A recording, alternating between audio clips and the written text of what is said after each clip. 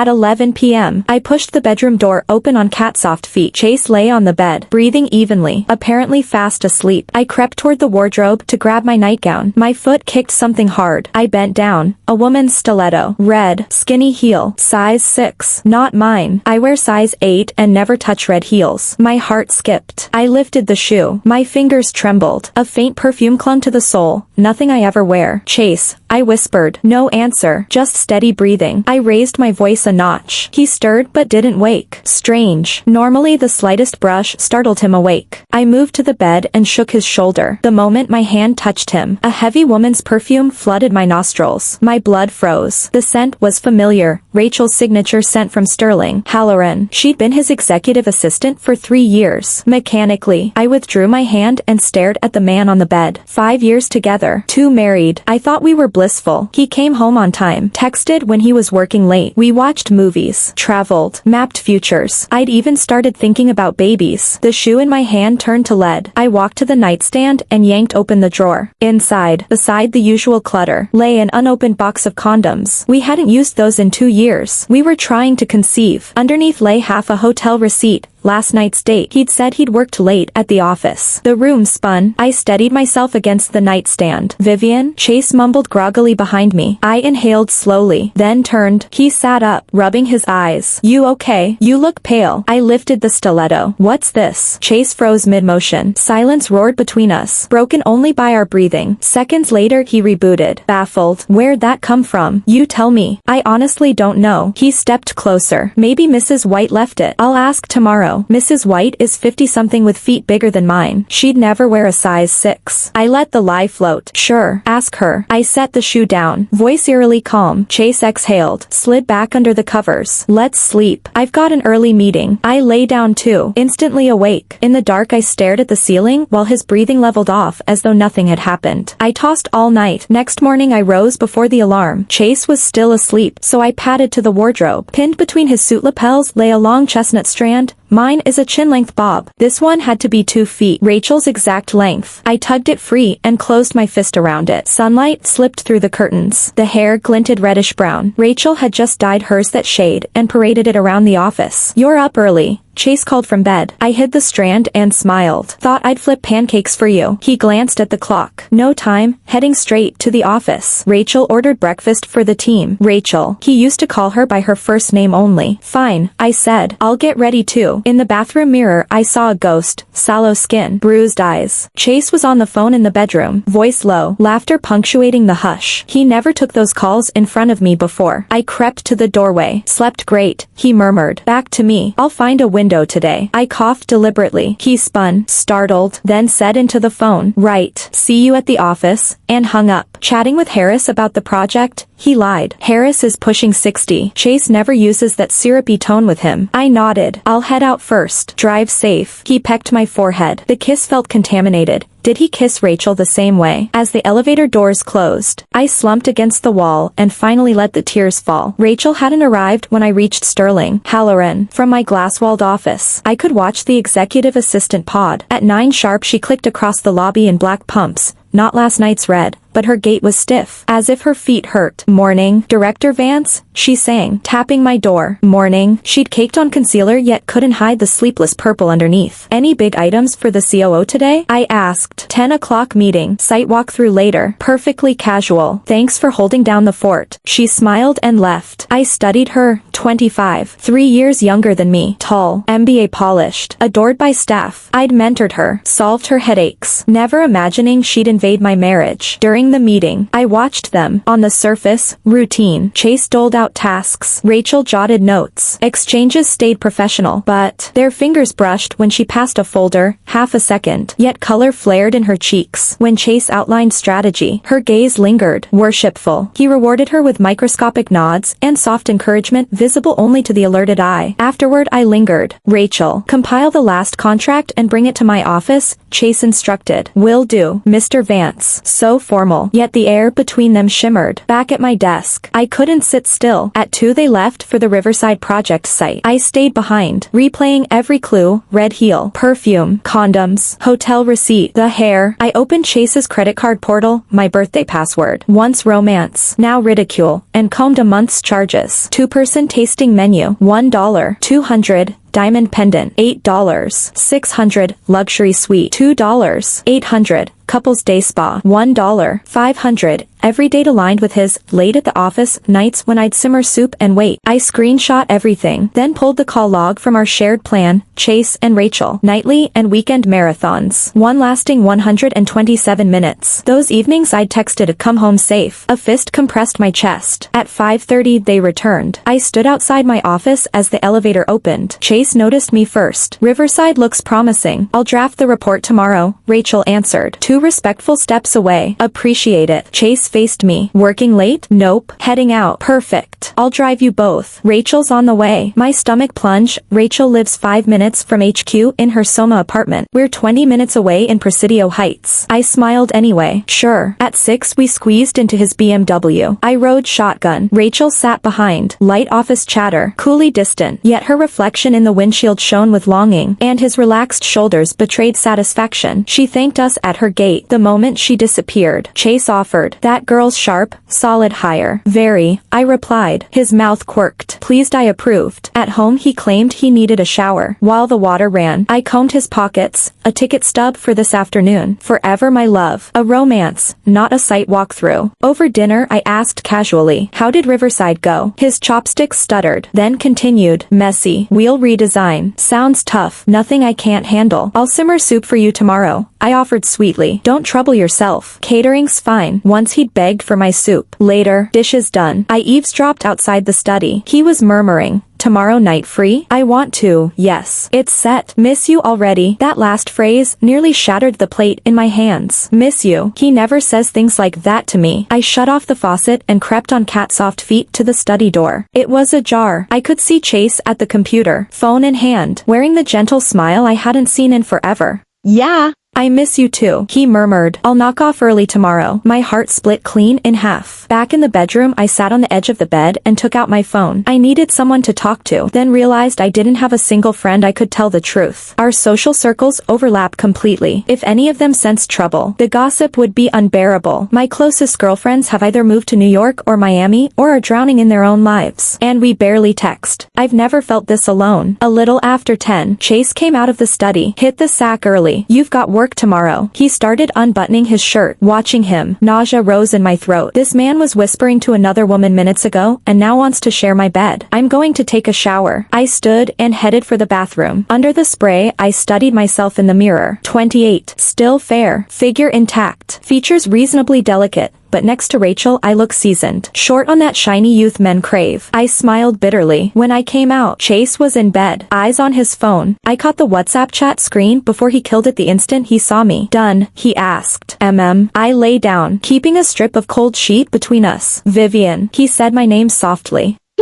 "You've seemed off. Something bugging you?" I turned, irony flooding my mouth. He's asking what's wrong. "Nah. Work fatigue." My voice was flat. "Let's plan a getaway. You need a breather." "Sure," I answered like a dutiful wife, thinking, would his little sweetheart let you leave? He reached to pull me close. I didn't push him away, but every muscle stiffened. "What's up?" He felt it. "Just be," I lied. His hand lingered on my waist, then retreated. "Rest." Then, I shut my eyes and pretended to drift off, but I tracked every shuffle. Half an hour later, he quietly lifted his phone. Faint taps told me he was replying. He didn't set it down until after 1. I tossed all night. Next morning I woke before him, while he slept. I slipped his phone free. The passcode, my birthday, was still the same. WhatsApp opened to the top chat. "Rachel." I tapped it. "Chase, still up." "Rachel, can't sleep. Thinking of you." "Chase, same." "Rachel, when can we be open?" "Chase, soon. Give me a little time." "Rachel, I'll wait." "Chase, good girl." "Rachel, kiss emoji." "Chase, hug emoji. My hands shook. They'd betrayed me body and heart, and he was already planning the divorce. Scrolling back, the flirtation stretched at least 3 months. From work talk to caring greetings to this sticky sweetness. I'd been clueless. The perfect fool. Worst, the night I burned with a 102-degree fever. He'd claimed he was working late. Instead, he'd celebrated Rachel's birthday with cake and a diamond pendant. I'd seen that necklace, Rachel wore it to the office, bragging she'd treated herself, while I swallowed Tylenol alone. Vivian, his voice came from behind. I jumped, killed the screen, and spun around. He sat on the bed, hair messy from sleep. What are you looking at? Caution flickered in his eyes. Checking the time. I replaced the phone. You're up early. Your moving around woke me. He stood. You're pale, asleep badly? I dodged his gaze. Maybe a cold. He reached for my forehead. I stepped back. His hand hovered, confusion showing. I'm going to brush my teeth. I escaped to the bathroom and inhaled at the mirror. He mustn't know. Not yet. I need more ammunition. At the office I forced normalcy, but the ache nearly split me. Watching Rachel flit around, I wanted to charge over and scream. Why wreck my home? I swallowed it. During lunch, I claimed I had to hit the bank and instead walked into a private investigator's suite in the financial district. Ms. Vance. I get the picture, said Lee. Mid-40s. Ex-cop cool. I want hard proof. Photos. Video. Chat logs. Whatever it takes. Consider it done. Takes time. Fees $2,000. Legal consult included. Fine. I didn't blink. Fair warning. Truth can hurt worse than you think. Still in. Seconds ticked. I nodded. Absolutely. Back at Sterling. Halloran. I breathed easier. I was doing something, not just taking the knife. At 3 Chase stopped by my office. Client dinner tonight. Probably late. Wanda Group's Mr. White on the Riverside deal. Another lie. The Riverside project is mothballed. Take care. Don't drink too much, I said sweetly. Guilt flitted across his face before his mask reset. Will do. He kissed my forehead. Rest early. I watched him go. Cold laughter in my chest. 6 sharp I clocked out. Tailed his car. And saw him pull up at Rachel's Soma complex with a dozen red roses. Expensive. Showy. Never once sent me any. I snapped pictures from half a block away. Then texted, how's the dinner? Babe. He answered instantly, just starting. White's late. The casual ease of the lie cut deeper than the sex. I waited 2 hours. Photographed him leaving. Giddy bounce in his step. Then drove home. At 10:30 he walked in, reeking of that perfume. Eat? He asked. I did. You? Picked at dishes with White. Starving. Craving your noodles. I stood. What kind? Anything quick. Behind me his footsteps climbed to the shower. While water drummed I pictured the grin he'd worn delivering the roses. Now he wanted his wife's midnight snack. Humiliation scalded me worse than the steam. I set the bowl on the table. He appeared in fresh pajamas. Thanks, hon, he said, pecking my cheek. Hours ago that mouth might have been on her. I wanted to vomit. How's White? I asked. Talks a lot. Finally wrapped. Project look good? Should close. The lies slid off his tongue like butter. I studied him. This man I loved 5 years. Married too. Thought I'd grow old with. I don't know him, only the performance he chose to give. You're quiet, he remarked. Tired. Head up. I'll be right there. I climbed the stairs. Forwarded tonight's shots to Lee. Got them. Reply. On it. Speeding up. I stretched out. Remembering our wedding 2 years ago. Vivian. I'll love and protect you all my life. Never let you down. The vow is a punchline now. He stepped into the bedroom but detoured to the balcony. Voice low. Had fun tonight. You too. I'll figure tomorrow. I shut my eyes. Tears slipped out. This is my marriage. Hollow. Rotten. No more. I'll fight for my dignity and every dollar I'm owed. Next morning I took half a sick day and met Lee. Ms. Vance. Fresh intel. He fanned photos.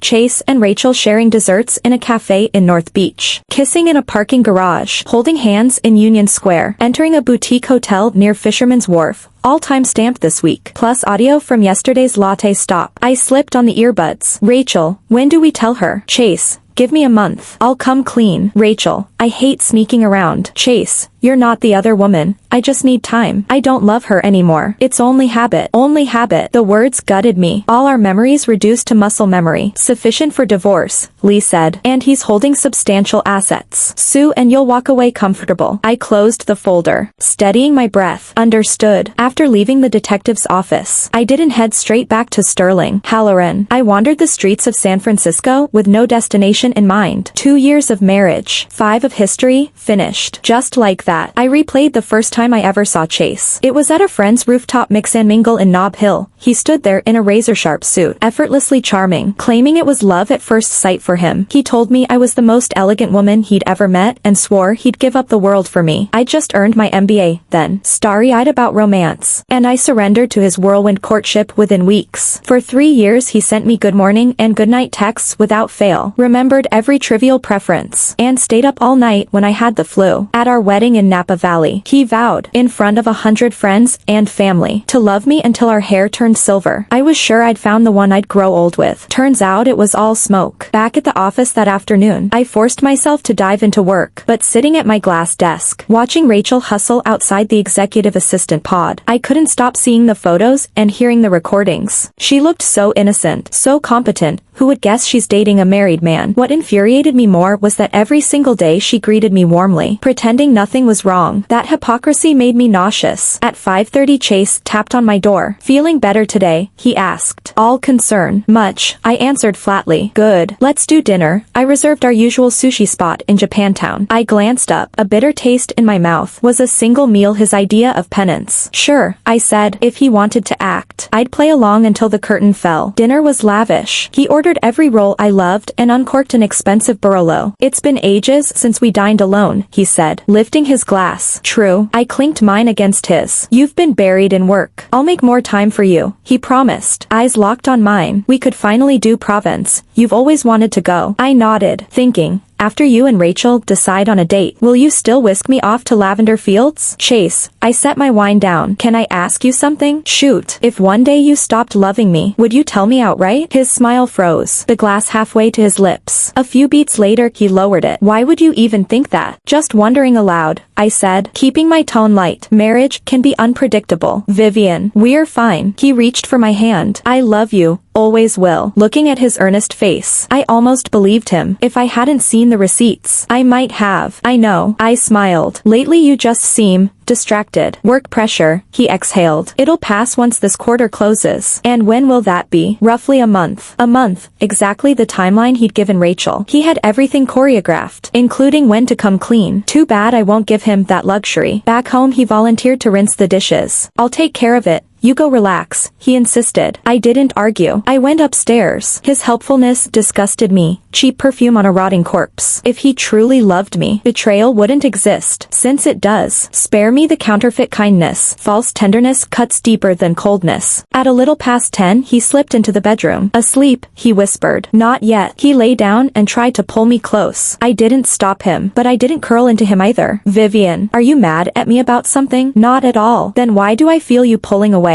I rolled toward him. Maybe I'm just stressed at work. He studied me, eyes flickering with unreadable emotions. Tell me what's bothering you, he murmured. We're supposed to be honest with each other. Honest? I sneered inside. Real honesty would mean confessing the affair, admitting he wants out, but he won't. Not until every exit sign is lit. By then he'll expect me to accept the verdict like a docile defendant. He's about to learn otherwise. Betrayal demands interest. The next morning I arrived at Sterling, Halloran earlier than usual, perfectly pulled together. War requires armor. Step 1. Call legal and ask, in my private capacity, how a divorce would carve up marital assets under California law. Step 2. Quietly map everything Chase owns. I know his finances in broad strokes, but the devil lives in the footnotes. I need his bank accounts, stock holdings, real estate deeds, especially anything shielded from view. At lunch I hit the bank and printed our joint account statements. Beyond the expected debits, several Venmo transfers jumped out. Everyone sent to Rachel. A few thousand here, 10 grand there, all adding to well over 6 figures. So the gifts weren't enough. He'd been wiring her cash. Portions of it skimmed from my bonus checks. Humiliation scalded me. He financed his mistress with my money, an insult I'll invoice him for. Back upstairs, Rachel dropped off a market analysis binder. Director Vance, here's the report you requested. She placed it on my desk. I glanced up, emotions colliding in my chest. Had I still been in the dark, I'd have praised her diligence. Now all I wanted was to demand why she was dynamiting my home. Thanks for your effort, I said, holding my voice steady. My pleasure, she smiled. By the way, you look a bit pale. Too much overtime? She's worried about my complexion. The irony tasted metallic. Maybe. My tone stayed frosty. You should take care of yourself. Mr. Vance is concerned too. A laugh almost escaped me. Concerned. If he were, he wouldn't be sneaking around. I will. Thanks for the reminder. The instant she left, I speed dialed Lee. I need more proof of the Venmo transfers he sent Rachel, I said. I'll trace every dollar. He promised. Also, check for joint purchases, property, cars, anything big. We'll take legwork, but I'll dig. Hanging up, I laid out my counteroffensive. First, let Chase sense that the walls are closing in, no direct confrontation, just enough pressure to make him misstep. Second, barricade my own assets so he can't spirit them away. Third, ensure Rachel pays market price for home wrecking. After hours, I drove to my lawyer Caroline's office in the Embarcadero Center. Caroline, I began. I need counsel on ending a marriage. She invited me to lay out the facts. I handed her photos, call logs, and bank records. When I finished, she nodded. With this dossier, you hold the high ground. What kind of split can I expect? California law says community property is 50-50, but adultery and dissipation of assets tip the scales. Judges hate cheaters. Can I claw back the money he gave her? If we prove it came from marital funds. Absolutely. I exhaled. The blueprint felt solid. Freeze joint accounts before he drains them, she warned. I intend to. Home before Chase. I slipped into his study. Inside his laptop, I found a property deed dated 6 months ago, a loft 2 blocks from Rachel's Soma building. Their probable love nest. I photographed every page, then emailed the shots to myself. Around 9 he walked in. Late night at the office? I asked. Emergency deal work, he claimed, but her perfume announced his real whereabouts. Must be exhausting, I said, outwardly sympathetic. Eat? Grabbed takeout with the team. Another lie. I'm going to take a shower, he muttered, sprinting upstairs. I remained on the couch, plotting. Tomorrow the first domino falls. He thinks he has a month. I won't grant him the courtesy. I'll force him to watch his empire crumble. While he showered, I heard muffled conversation through the door. Miss you. Tomorrow, be careful. I shook my head, half amused. Liars always trip on the small stuff, and my folder of slips is thick. Tomorrow, the game begins. Chase. I set down my knife and fork and looked at him. We've been married 2 years. Yeah.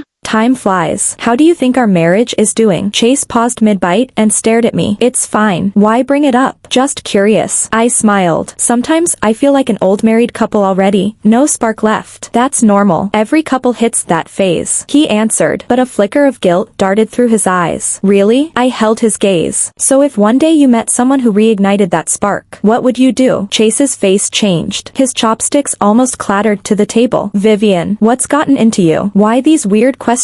Simple curiosity. I kept staring. What's your answer? He stayed silent a few beats, then said, I wouldn't let it happen. What if it already has? There's no if. His voice hardened. Vivian, can we drop the hypotheticals? I watched the nerves crawl across his face and felt a cruel little rush of satisfaction. All right, drop it. I switched back to my usual tone. Let's eat. Chase exhaled in obvious relief, but for the rest of dinner he was somewhere else entirely. Back at Sterling Halloran that afternoon, my phone buzzed. Mr. Harris, the HR director, Director Vance. The board has formed a task force to investigate your complaint. Timeline? About a week. We'll be thorough. Thanks. The moment the line went dead, a sense of release washed over me. Finally, I was done playing the clueless wife. I was on the offensive, clawing back the respect I deserved. At 3 o'clock, I spotted Chase and Rachel heading for the elevator. They kept a polite gap between them, looked perfectly professional, yet the electricity in their eye contact screamed affair. I thumbed out a text. Who are you heading out with? His reply came fast. Riverside site walkthrough with Rachel. I gave a cold, faint shake of my head. They thought their act was airtight, but I'd already seen through every seam. At 4 my phone rang. Lee. Ms. Vance. We've got something big. Talk. Yesterday your husband bought an engagement ring, 120 grand. My heart dropped like a stone. A ring, and at that price, could only mean one thing. He was planning to propose to Rachel. Certain? Rock solid. We've got the receipt and surveillance stills from the jeweler in Union Square. I inhaled slowly, forcing myself steady. Keep tailing them. The instant the call ended, dizziness hit me. 120 grand, 10 times what he'd spend on mine. So he did have a true love, after all. It just wasn't me. I remembered his proposal 2 years ago, the $10,000 ring I'd thought extravagant. Now I saw it for what it was, a placeholder. Real love merited 100 grand rock. I rated a $10,000 afterthought. At 5:30 they returned, cheeks flushed, joy they couldn't quite mask glowing on both faces. I guessed he'd already slipped the ring onto her finger. The thought iced my heart clean through. I didn't wait for him at 6. I drove home alone. alone. I needed quiet space to map my next move. Back in the empty house I sat staring at our wedding portrait. Two laughing people who'd sworn forever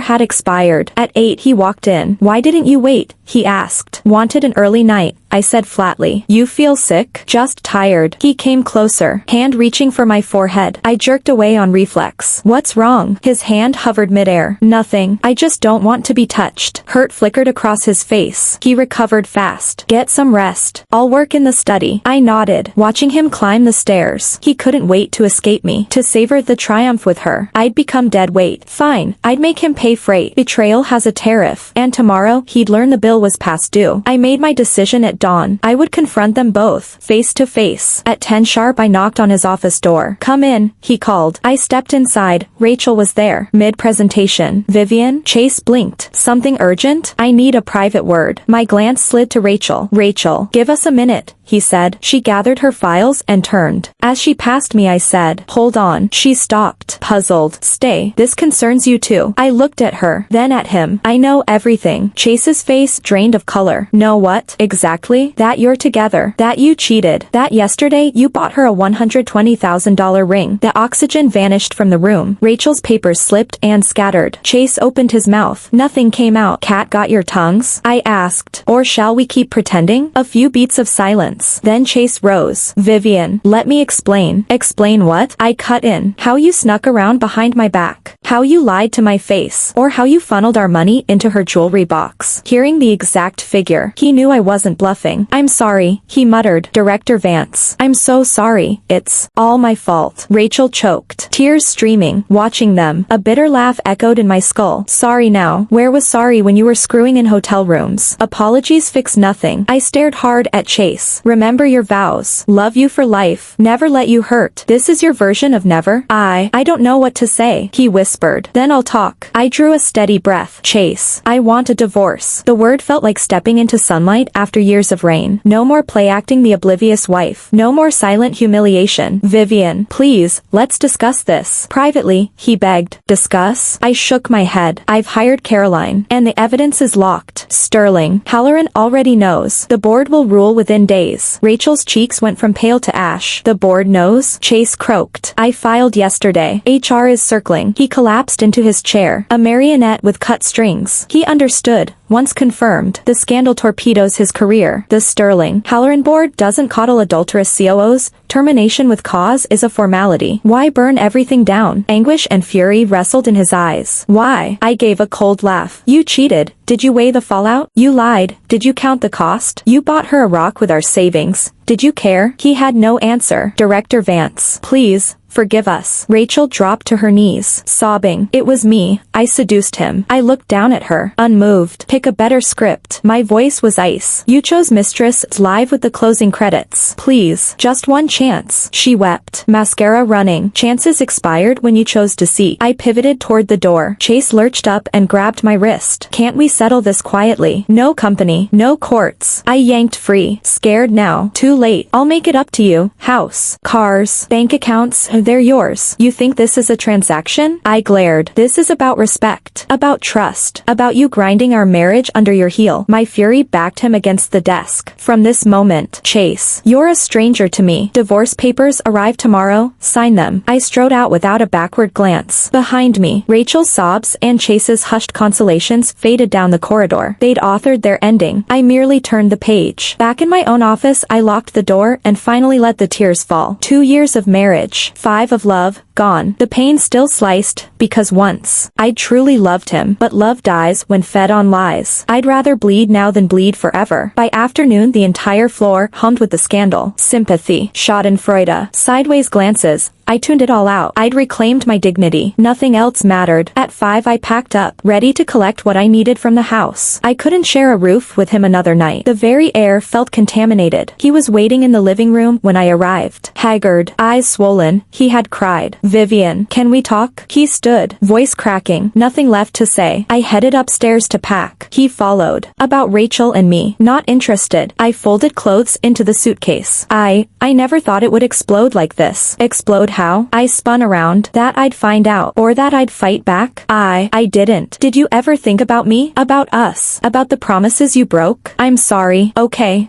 Sorry doesn't rescind betrayal. I zipped the bag. You're 40 years old. Own your wreckage. Dragging the case toward the stairs. I found him on his knees in the hallway. Vivian, please, one mistake. I swear it'll never happen again. 2 years ago those same knees hit the carpet when he proposed, promising eternal love. Now they begged absolution for shattering it. Pathetic. Some mistakes are permanent. I stared down. I won't forgive. And I won't forget. But Rachel, she's young. Can't she have a second chance? I almost couldn't believe my own ears. He was actually still pleading for Rachel. You're standing up for her? I demanded, fury flooding my throat.